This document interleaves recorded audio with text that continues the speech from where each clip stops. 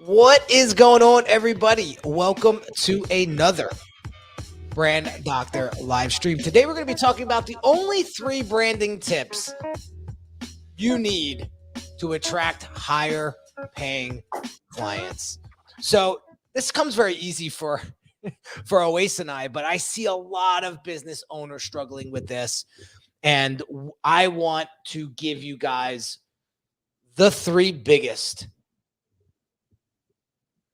most influential branding tips you need to start implementing if you aren't already for your business to help it attract these types of clients. So, Oase, how are we feeling today? Good. Good. I'm excited. So, big problem I see out there with business owners these days is they're poorly positioned online and they're poorly positioned in their marketplace. And that's why they can't command the higher pricing and they can't command the higher paying clients. And so, how do we get over that? How do we improve upon that? And the first thing that you need to start to consider when branding your business is what, Oase? The visual cue. Right? It's all about the looks, man. Yeah, you got to look the part and charge the part, right? So, and that's really what makes a statement. Totally. Every single time I think of, I mean, of course, you've got all of the digital material now, the websites, your social media, and all that. But I always think back to, I don't know if you've watched the movie The American Psycho, and they're looking at the business card, and he's like, "Oh my God, look at the subtle off white, the coloring. It's even got a watermark." And Right. right, but I mean, it's making a statement. Yeah.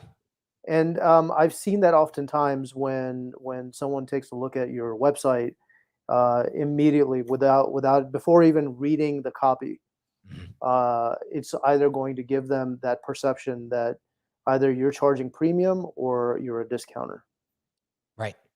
So and to go as far as your photography, especially if you're a personal brand and you're somebody who is charging for consulting or anything like that, and the business revolves around you, like when I see outdated photos of people on LinkedIn for their profile picture where they look 23 years old in their profile picture, and then when you get on a Zoom call with them, they look 88 years old. Like that is a huge disconnect. All right. Same thing like you mentioned website before. I want to dig into this because I don't think we talk enough about poorly designed websites and what that signal is sending. I'll give you a quick story. So, working with a landscape company right now, and one of the biz dev people inside of the company is reaching out to other businesses in the area that have similar clientele, right? Like he's a big landscape contractor and they're reaching out to like pool companies, right? To figure out some strategic partnerships between them and the pool company, right? And so I mentioned this pool company that's down the street from me. And he said, "Do they actually do good work? Because I went on their website and it looks like shit." And I was like, you'd be surprised. These service-based businesses like pool companies, landscapers, those types of folks, they haven't updated their site in 15 years. And they still got code from like 2001 and their website isn't even mobile friendly. So what kind of message are you sending to high paying customers about your business and brand? Yeah. I mentioned this last year in one of our live streams. I said a website really is your virtual sales rep. It's there talking to your prospective customers when you're not there to represent yourself, and it's doing that 24 hours a day, 365 days a year. Yeah. Yeah. So, do you want a salesperson that's effective and that is someone that actually knows what they're doing, or do you want someone just go out there and represent you that's like a dud? Yeah, it's like that perfect example is if you need brain surgery, you don't want to pick a brain surgeon that does brain surgery as a hobby on the weekends. That's not the brain surgeon Yeah, that you want working on your head. You yeah, know what I mean? And that's something that your website and your online presence, the design of all of that and the look and feel and the messaging, it's all telling a story. yeah, And if you can't tell that story professionally, cleanly, you know, you're in trouble. And there's room for improvement, I should say. Right? You gotta love my dog in the background just going crazy. I forgot to take his collar off, so he's going nuts. You're gonna hear jingle bells for the next 5 minutes. Anyway, so that's branding tip number one is if you want to look the part, you have to if you want to charge the part, you have to look the part. Quality is going to attract quality, and likes attract likes. That's it, bottom line. So if you want to have a high paying client, then are you a high paying client? Because there's a lot of psychology that goes into that. Peter Butler has a statement here. Image is everything. It goes hand in hand with dating, buying a house or a car. The first cue is the image, the visuals, the look, and then your website is your number one salesperson tool. Yeah, it's broken when you don't get sales from it. Yeah, that's a great point. absolutely. That's a great point. Yeah, Now, branding tip number 2. Okay, I think this will sound obvious, but people poorly execute this. Give it to them always. credibility. That's it. Credibility. That is huge. So the big question that I have for you guys is this. What value have you delivered in the past 30 days? And how are you communicating that to the audience that you want to serve? Talk to me. Yeah, Talk to me. yeah. Repetition is one. Being Mhm. consistently out there with a consistent message, with a polished image, and making sure that you're speaking to the challenges and the desired outcomes of your prospective clients Mhm. on a routine basis. So you're on top of mind. Yeah. And that repetition is going to create trust. And as a result of that trust is when they're going to buy. If they don't Mhm. trust you, they're not going to buy from you. Exactly. And that's something that you really have to pay attention to, because that's without that, you don't have a deal. Yeah. Period. Right? Especially if you're selling high ticket stuff. Yeah.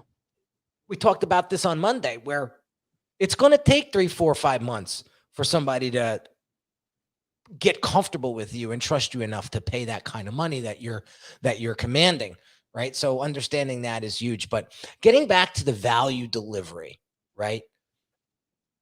What have you done for other people that you could talk about where they walked away feeling proud, fulfilled, and happy with the results that you have given them? Right? You have to bring up these scenarios. I'll give you a quick example.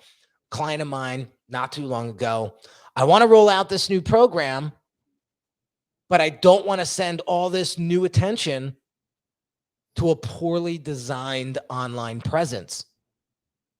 It's not going to send the right message.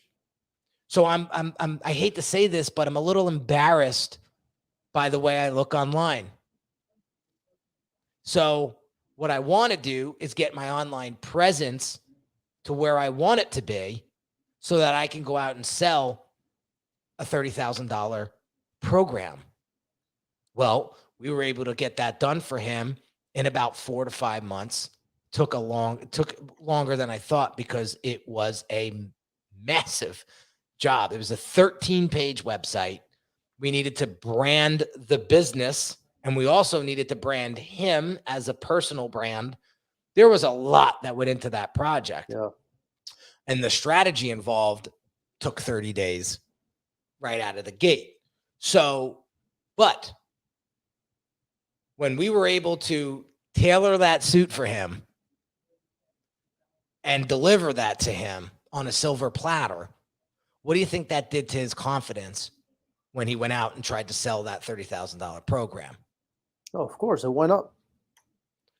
Tremendously. He was approaching his prospective clients with even more with more certainty.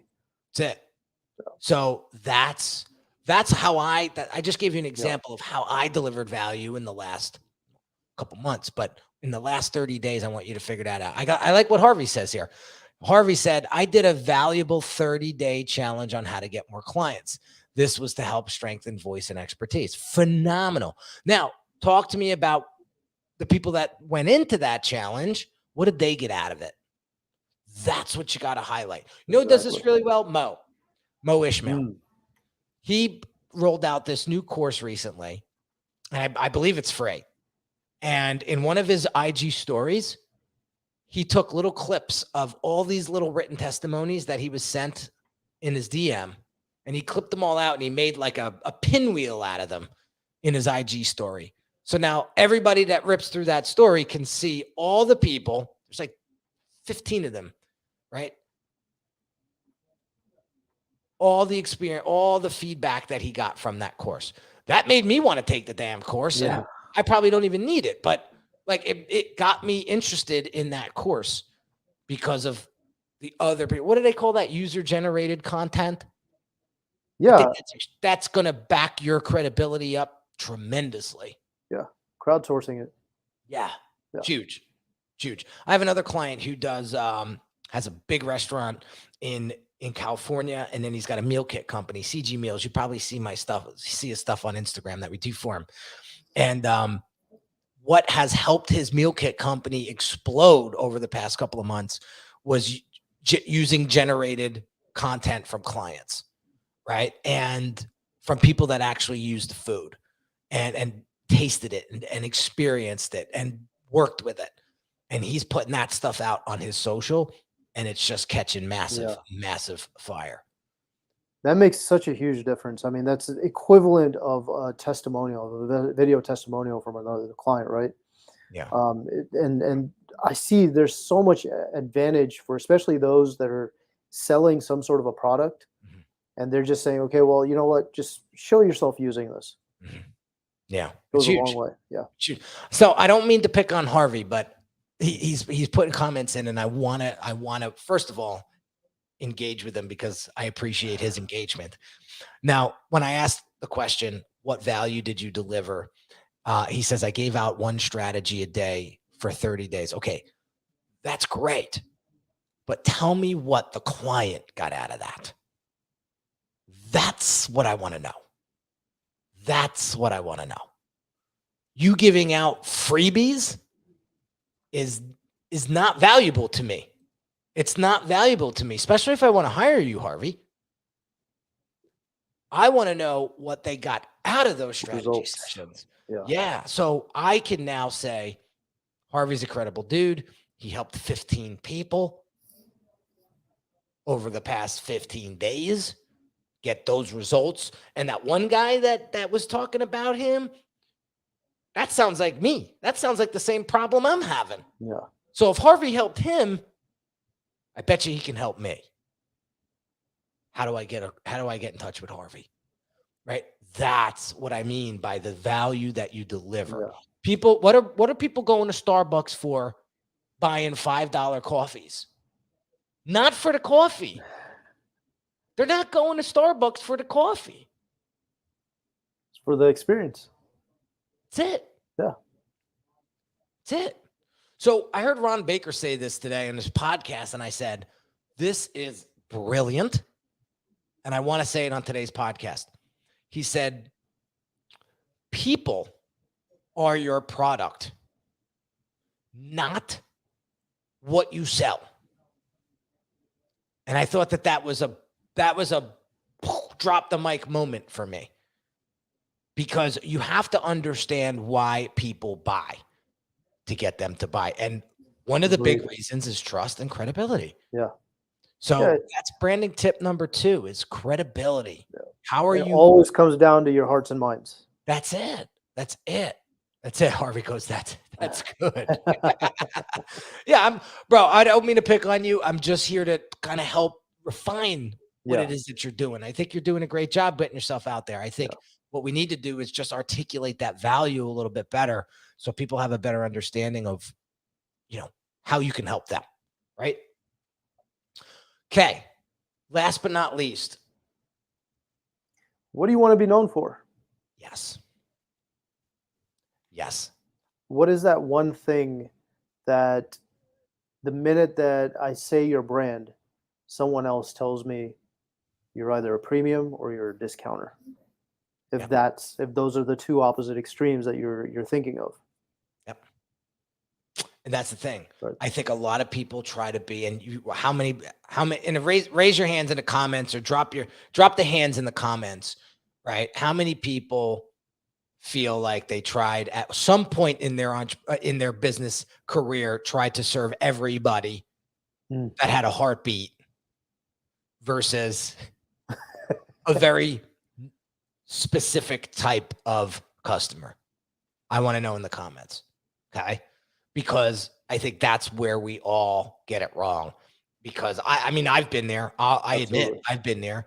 I started with low ticket stuff, and then I had extremely high ticket products, and people were like, well, what are you? And who do you serve? Do you serve the beginners or do you serve the seasoned? And that was a big wake-up call for me, right? So you can't be Gucci and Walmart in the same business. You're either serving Gucci clients or you're serving Walmart clients. And you got to get that line in the sand drawn, and you got to draw it deep. Yeah.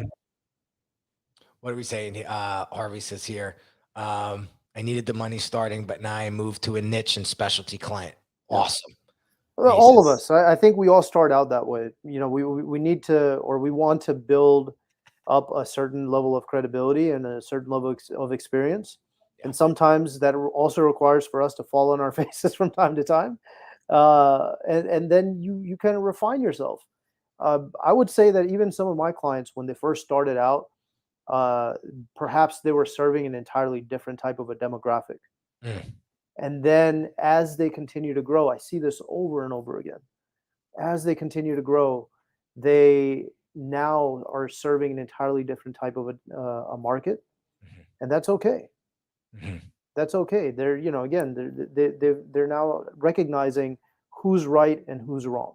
Yeah. And someone yesterday, I was speaking to a financial advisor yesterday, and he said, you specifically used a term about selection. Did we lose him? Poor Away said his internet connection. I think we lost him here. Let me see if we can get him back. But one of the things that I really want, I was going to share this with Oasis, but I'll share it with you. One of the things that I've been coaching Oasis on is getting on LinkedIn, because that's his wheelhouse. That's where he likes to play.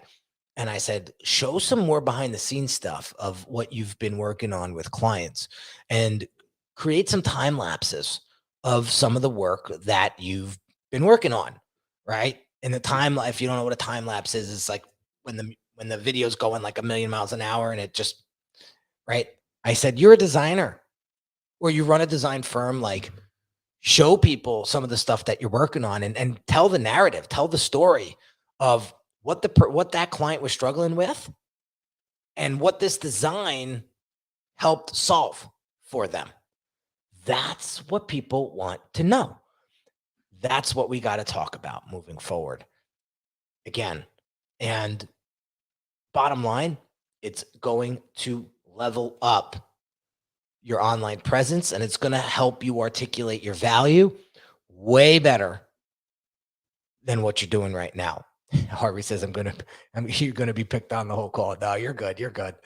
Harvey, where are you from? Drop it in the comments. Curious. And welcome to the show. I haven't seen you on the show before. So welcome, and hope to see you soon again.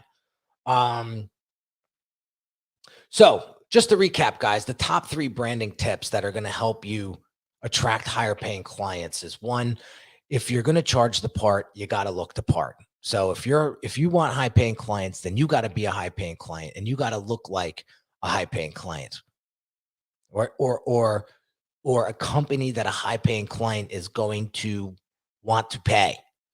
So if that means you got to level up your identity, you got to level up your online presence, and you got to level up all of that with a rebrand or a refresh, then that's what you got to do, because quality attracts quality. Next thing is credibility. You have to get better at articulating the value that you deliver. And you could go back and watch some of the things that I was telling Harvey and some of the examples that I shared earlier to help you articulate that value. People want to know how you've helped other people. So that's what you have to talk about, not how I gave away 16, programs for free. That's not telling me anything, right? Lastly is you have to stand for one thing and one thing only. So if you're going to be a premium brand, then be a premium brand and go after premium clients. You should not have any price point whatsoever lower than $1,000. There he is. I figured you were having some technical difficulty. I was like, you know what? I'm just going to grab the reins and go. Sorry, guys. All good. Harvey says here, your personal brand actually inspired to go more into this area. I've actually referenced your work in many areas to apply to mine. Oh, that's awesome. I appreciate you, Harvey. Thank you. Thank you. I appreciate that. So that's today's topic. And again, we could go into each one of these a little bit more deeply in future live streams. But one of the things that I want to share with you in the comments, and hopefully you guys will be able to grab this. It's a link to a Typeform quiz. Okay. And what this is going to help you assess the wellness of your brand. I'm calling it the Brand Wellness Self-Assessment. It's free. I want you to go through the questions. It's probably going to take you about 3 minutes at max. And at the end, based on the answers, it's going to spit out a message. And it's going to tell you, you got this locked. You don't need me. Or it's going to tell you, based on your answers, there's a good chance that you have tremendous opportunity to grow and become better. And it's going to give you access to the brand assessment. So I want you guys to check out that brand wellness self-assessment. Again, spend the 3 minutes, go through it, and see how you come out on the back end of that. And again, it's in the chat. It should be in the chat in all areas. Okay, so Peter says, it's not, say if you're in the lower end price point, you still have to look for quality. The Walmart versus the Whole Foods or the Denali to the Hyundai. You have to look whatever part you've positioned your business. Yes, agreed.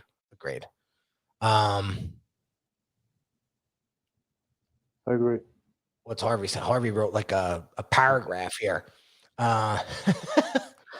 What I do post-project, I do a live brand launch with the client. Oh, I love that. Yeah. Yeah, it's very similar to the case study videos that I do as well. I always try to grab that at the end. Yeah, that's great. That's phenomenal. Yeah, again, what does that do? That shows your work off, and it shows how the client is benefiting from it. That's the key. That's what's going to build brand. Exactly. Right? That's what's going to build brand. So that's all I got today. We're pretty on point today. Any parting words before we wrap up? I think if your audience want to focus on one thing today, really, it's going to have to be on the emphasis of design and the value of design. So 85% of the way that we process the world around us is through our visual senses. So I'm just going to drop that statistic on you. 90% of the way that we process all of that information, or 90% of the way that we make our decisions, is seated in our subconscious.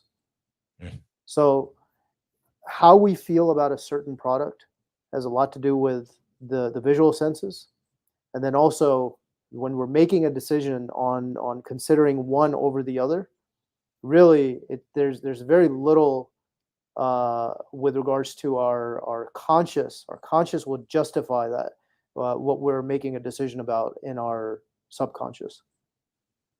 Bingo. Love it. Well, I gotta just thank everybody who joined us live today. What an attendance. So clearly this is a topic that you want, you're interested in and you want some more information on. We're going to do some more around these topics in future. Make sure you catch us every Monday, every Wednesday, 2 p.m. Eastern. Now, next Monday, I will be off. We'll be coming back from Disney. We're taking my wife down and my son down for Disney for my wife's 40th. I don't know who's going to love it more, my wife or my 4-year-old. But that's where we'll be next Monday. So no live stream next Monday, but we will catch you next Wednesday, 2 p.m. Eastern. If you're catching us on YouTube, make sure that you subscribe and give us a follow, and like to continue seeing us in your feed. And I just appreciate all of you guys, and I'm happy that you got value out of today's conversation. Let me know what your biggest takeaway was in the comments, and what you learned from today's conversation. So have an amazing day, guys, and we'll catch you on the next one real soon. Take care. So how do you create? And I messed up again. What happened? Nice.